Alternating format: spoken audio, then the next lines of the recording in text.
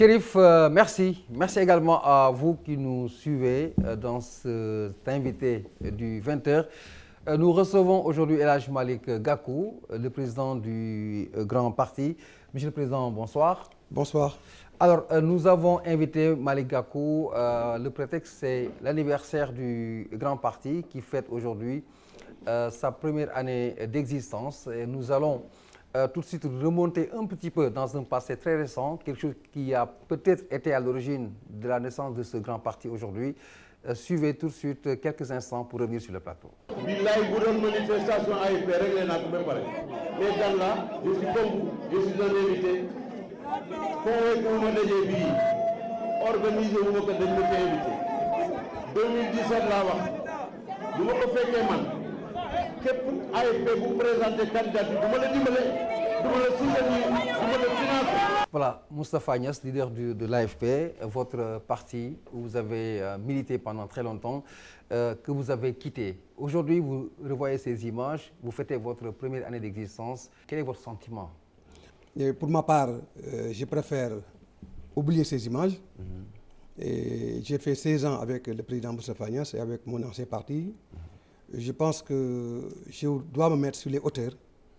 Non seulement oublier ces images qui sont des images très négatives, mais penser à tout ce que nous avons fait de bénéfique pour le pays. Puisque pendant ces 16 ans, nous avons pu ensemble, et derrière le président Niasse, construire une grande partie de ce que nous avons pu faire ensemble de 1999 à 2015. Donc je préfère garder ces images positives. Mais je vais vous couper, parce qu'il y a deux axes importants. C'est cette sortie du président Moustapha Niasse, également votre démission du gouvernement de Macky Sall.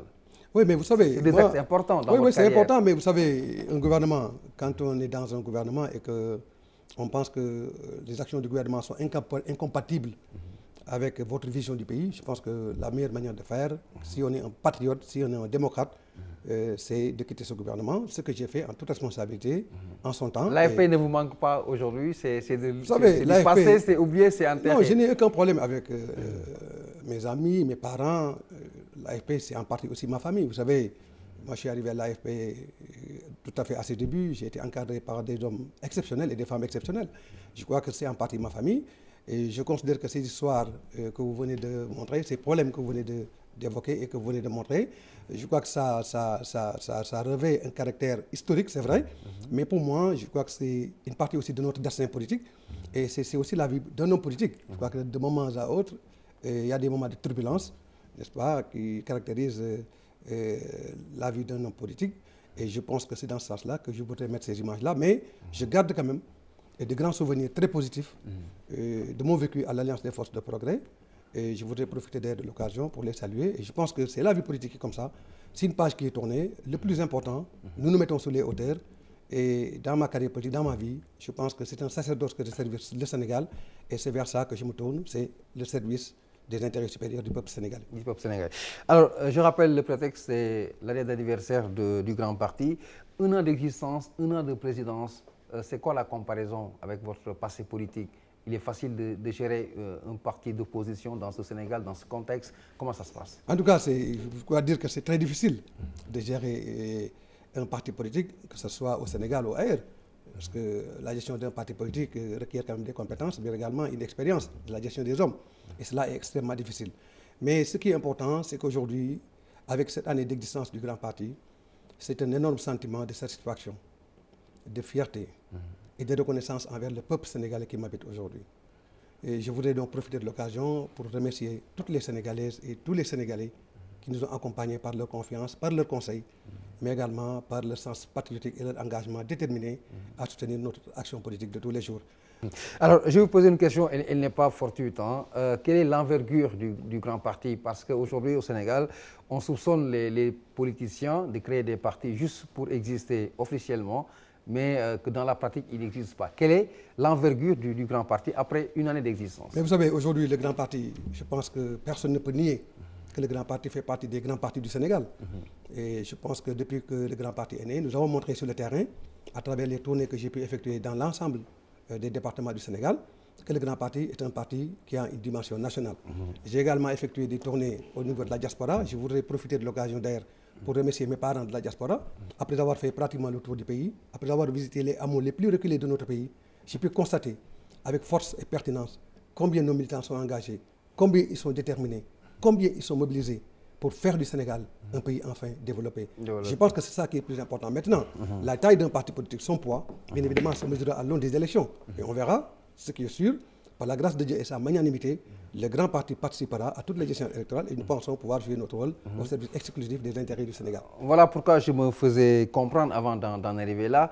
Justement, par rapport à ces consultations, je veux parler du Haut Conseil des collectivités territoriales, vous faites partie de ceux qui ont estimé nécessaire de boycotter. Alors, la réplique des politiciens, c'est que ceux qui ont fait cette option ont la peur bleue de ne pas se faire écraser parce que pas bien représentés. Non, en fait, ça ne peut pas concerner les grands partis parce que vous savez que nous venons de célébrer 1 an d'existence de notre parti et vous savez que ces élections pour le Haut Conseil des collectivités territoriales concernent principalement la question des élections locales de 2014.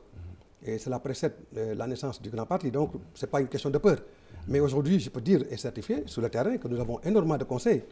Et je pense que ces conseils, ce sont des démissionnaires de partis politiques divers, et que ce soit de mon ancien parti ou d'autres partis politiques qui sont venus rejoindre le grand parti.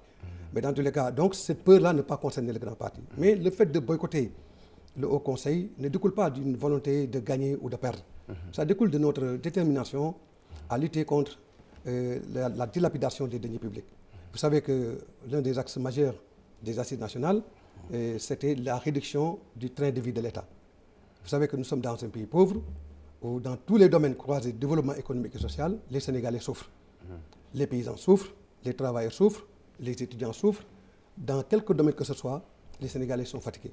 Et c'est pourquoi aujourd'hui, vivant dans l'extrême pauvreté et la précarité, nous ne pouvons pas considérer que l'État puisse amplifier à suffisance. Vous pensez que c'est une institution diversive? Mais c'est une institution de trop. Budgétivore un peu, mais bien qui n'a évidemment, aucune utilité. Mais je ne parle même pas de l'utilité. C'est que le Sénégal n'a pas les moyens d'avoir une Assemblée nationale, d'avoir un Conseil économique et social environnemental et d'avoir un Haut Conseil des collectivités territoriales de 150 membres. Vous savez, nous n'avons pas ces moyens. Je pense que l'un des substrats de la volonté populaire fortement exprimée par les assises nationales, c'était de tout faire pour ne ménager aucun effort afin qu'on réduise de manière substantielle le train de vie de l'État pour alléger les difficultés des populations. Et aujourd'hui, en mettant en place cette institution, parce que vous savez, quand on mettait en place le Conseil économique et environnemental, on dirait que c'est une institution qui n'avait pas un grand budget. Aujourd'hui, le Conseil économique et social environnemental est à presque 9 milliards, 10 milliards. L'Assemblée nationale est à 16 milliards. Le Haut Conseil, qui va être la deuxième institution du pays, personne ne peut imaginer qu'il puisse avoir un budget en dessous du budget du Conseil économique, social, environnemental. Donc, il va certainement avoir un budget de 10 à 12 milliards. Mais tout cet argent-là pouvait servir à faire autre chose. Vous savez que le Sénégal est un pays pauvre. Tous les indicateurs le montrent et notre économie ne marche pas à suffisance pour assurer aux populations de notre pays le bien-être social auquel ces populations aspirent. C'est la raison pour laquelle les maigres moyens dont le Sénégal dispose, on ne peut pas les consacrer à récompenser ou à gérer une clientèle politique. C'est la raison pour laquelle le grand parti, en partie, a voté contre le référendum et nous ne pouvons pas voter contre le référendum et revenir, encore une fois, postuler à des postes qui vont gréver durablement et qui vont secouer, bien évidemment, l'avenir des futures générations. Parce que vous savez, le Sénégal est un pays pauvre, est un pays super endetté. On ne peut pas continuer, encore une fois, en n'ayant aucune ressource, à décapitaliser notre économie, c'est-à-dire à faire en sorte comme si on produisait moins qu'on a, et cela est inadmissible dans un pays où tout est en jachère. C'est la raison pour laquelle nous ne pouvons pas, nous, accepter de faire financer par le budget de l'État une institution de trop, de 150 membres, et je pense que cela est inadmissible, et cela est contraire et totalement en porte-à-faux, non seulement avec l'esprit des assises nationales, mais avec l'esprit des intérêts supérieurs du peuple sénégalais pour lesquels nous nous battons. Et celui du grand parti, certainement. Alors, on va rester sur cette institution. À côté de l'institution elle-même, il y a la personne qui est destinée de l'institution, il s'agit de Ousmane Tanor Dieng. Alors, certains pensent que c'est l'homme idéal, d'autres estiment qu'on peut voir mieux. Mais vous savez, moi, je ne personnalise jamais le débat politique. Je crois qu'au sein de la classe politique sénégalaise, il est temps quand même qu'on arrête la personnalisation du jeu politique. Nous sommes des hommes politiques. Nous sommes des vecteurs de création d'idées et de projets pour le peuple sénégalais. Le Sénégal ne nous appartient pas, nous les hommes politiques. Donc, je considère qu'il est temps qu'on arrête la personnalisation du jeu politique. Je crois que le jeu politique est un combat d'idées, est un combat de projets. Moi, les combats de personnes ne m'intéressent pas. Aujourd'hui, Ousmane Tanor Dieng, je n'ai aucun problème avec lui, encore moins avec le Parti socialiste. Le Parti socialiste, c'est ma famille. Ousmane Tanor Dieng, c'est mon grand frère, il le restera toujours. Donc ce n'est pas la personne d'Ousmane Tanor Dieng ou du Parti socialiste qui est posée. Ce qui est posé, c'est l'avenir du Sénégal. Ce qui est posé, c'est notre pays qui ploie sous le joug de la dette. Ce qui est posé... Et vous pensez que le profil du patron de l'institution a une importance? Mais vous savez, ça a certainement une importance. Mais le problème n'est pas le profil du patron de l'institution, encore moins le profil des conseillers. Le problème, c'est le budget du Sénégal. Le problème, c'est les ressources qui vont être dilapidées. Parce que nous considérons que c'est une institution de trop, une institution budgétivore, une institution qui va encore continuer à grever le budget du peuple sénégalais. Et ce budget-là pouvait servir à autre chose. Vous savez qu'aujourd'hui, dans un pays où, dans tous les secteurs de l'économie, dans tous les secteurs, vous pouvez citer, les gens sont en grève. Et on dit, on avait supprimé le Sénat, pourquoi? Parce qu'il y avait les inondations. Les inondations sont toujours là, à Dakar et dans toutes les régions du Sénégal. Donc, le Sénégal vit dans des difficultés. Le peuple sénégalais souffre. Et il n'est pas question, et inadmissible, qu'on puisse, à côté du peuple qui souffre, nous sommes des enfants du peuple sénégalais. Nous sommes à côté du peuple et nous nous battons politiquement pour le peuple sénégalais.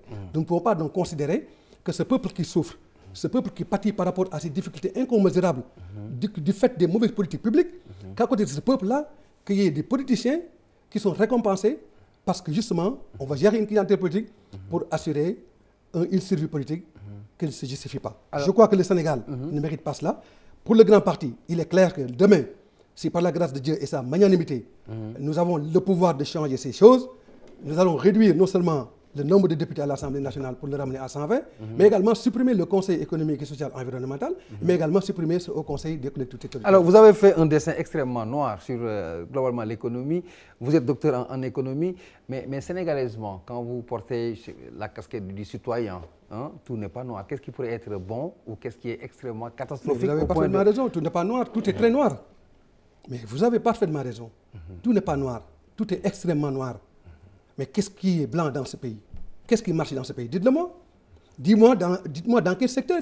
Que ce soit dans le sport, que ce soit dans la santé, que ce soit dans l'éducation. Dites-moi un secteur où les Sénégalais peuvent dire leur satisfaction. Il n'y en a pas un. Vous savez que la conséquence de la politique économique, mais c'est assurer le bien-être social des populations. Est-ce que vous pensez que le PSE assure le bien-être des populations du Sénégal? Mais non. Allez dans la rue.